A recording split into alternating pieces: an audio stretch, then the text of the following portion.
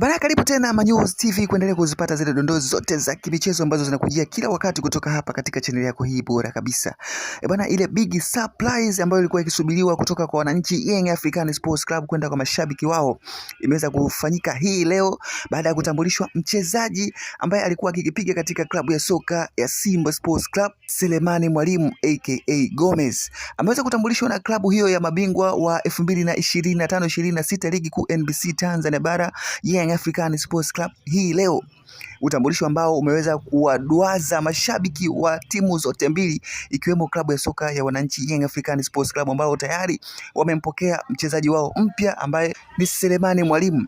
Mchezaji Selemani Mwalimu tayari amemaliza mkataba wake na klabu ya soka ya Simba Sports Club ambayo ilikuwa ikimmiliki mchezaji huyo kwa mkataba wa takriban miaka 2 na ushe. Na baada ya kuwa tayari amemaliza mkataba wake huo, tetesi zilikuwa nyingi sana huenda Selemani Mwalimu akahamia katika timu za nje ya nchi ya Tanzania ikiwemo nchi za Uarabuni.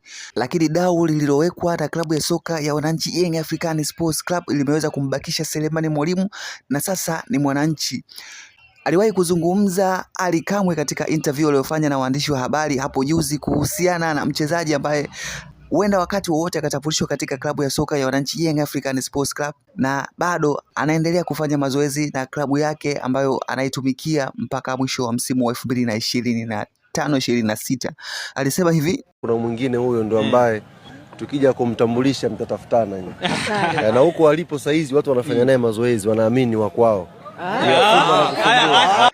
Bwana, amekuwa ni big surprise kwa wananchi Young African Sports Club kumuona Selemani Mwalimu Gomez akivaa uzi wa kijani na njano na kuplay against na timu yake ambayo ameweza kuitumikia kwa kipindi cha muda wa takriban miaka 2, Simba Sports Club.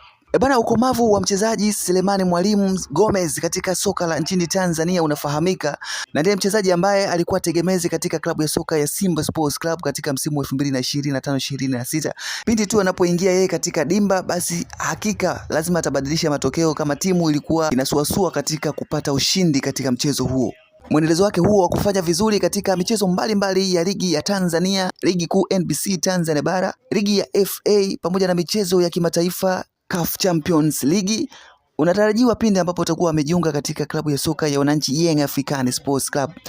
Bwana, hiyo ndo habari kubwa ambayo imetrendi hii leo baada ya mchezaji Selemani Mwalimu kutambulishwa katika klabu ya soka ya mabingwa wa 2025-26 Young African Sports Club hii leo.